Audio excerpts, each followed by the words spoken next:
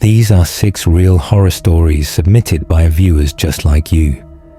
Whether they're unexplained encounters or situations that could have turned deadly, one thing is certain. They will leave you questioning what's really out there in the dark. This happened to a guy named Marcus back in 2017. He was renting an old house in a rural town in Oregon, the kind of place where neighbors were a 5-minute drive away. One night around 2 a.m., Marcus heard footsteps above his bedroom, but the house had no attic. He grabbed a flashlight, heart pounding, and stepped into the hallway. The footsteps continued, slow, deliberate, right above him. He went outside to check the roof, expecting to find raccoons, but saw nothing. As he shined the flashlight along the roof line, something caught his eye, a shadow ducking behind the chimney. Except there was no chimney on that side of the house. The next morning, Marcus called his landlord, who told him something chilling. There used to be an attic.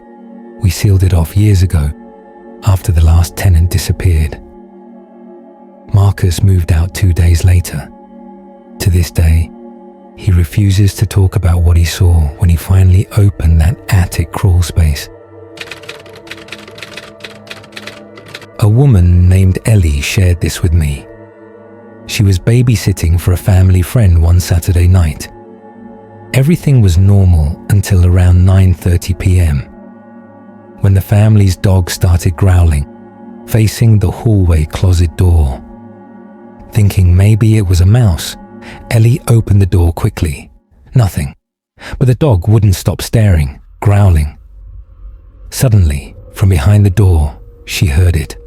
A whisper, just one word. Stay. Frozen in place, Ellie backed away slowly.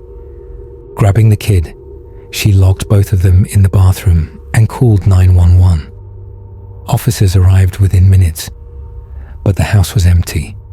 Or so they thought. When they checked the attic entrance in the hallway closet, they found clear signs someone had been living there for weeks. Old food wrappers, a sleeping bag, and a kitchen knife. The man was never caught. This happened to a guy named Brian. He worked as a night security guard at an industrial shipyard in Maine. Around 3 a.m., heavy fog rolled in, thick enough that he couldn't see more than 10 feet ahead. While walking his usual patrol route, he started hearing footsteps, but not behind him, right next to him. Spinning his flashlight around, he saw nothing, but the footsteps continued, pacing alongside him. Then he heard breathing, slow, raspy, right in his ear. He bolted toward his booth, but the door was jammed. As he struggled to unlock it, he glanced back, and for a split second, in the fog, he saw a figure, pale, expressionless, wearing what looked like an old naval officer's uniform. By the time he forced the door open and locked himself inside, the figure vanished. Security cameras, completely fogged out. He quit 2 days later. No one believed him. But he knows what he saw wasn't human. This story comes from a guy named Tyler, who moved into a small rental house outside of Detroit. There was one condition in the lease: do not enter the basement. The landlord claimed it was unsafe, that the stairs were unstable. A few weeks in, Tyler started hearing knocking sounds coming from the floor, right above the basement entrance. Not regular knocking, rhythmic. 3 knocks, then silence. 3 knocks, then silence. One night, curiosity got the best of him. He pried the basement door open.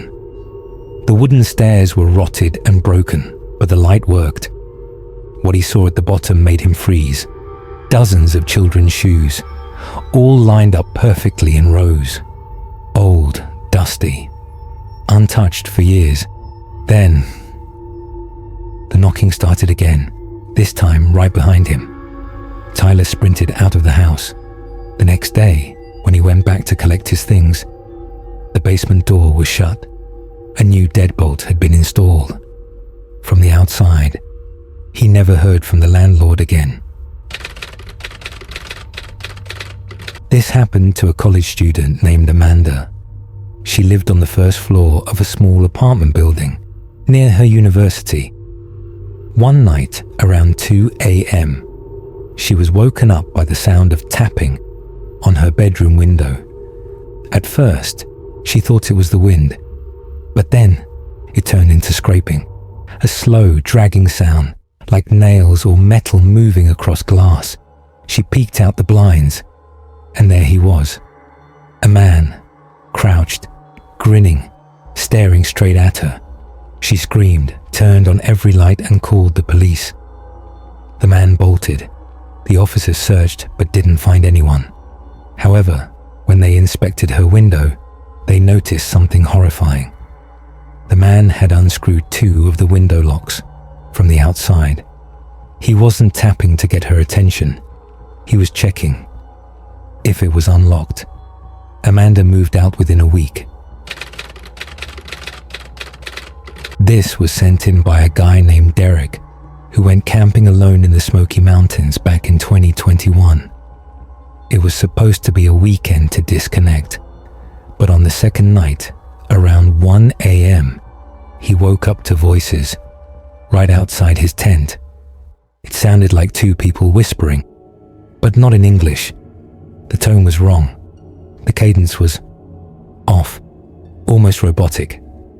When he zipped the tent slightly to peek, there was no one there, but the voices continued.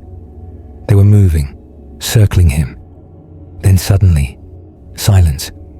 For almost a full minute, complete silence, not even insects. Then, loud footsteps sprinting straight toward the tent. But they stopped, inches away. Derek burst out with a flashlight, but saw absolutely nothing. No footprints, no broken branches, nothing. He packed up and hiked out before sunrise. A park ranger later told him, "You're not the first person to report strange voices in that area, but whatever it is, it doesn't show up on cameras."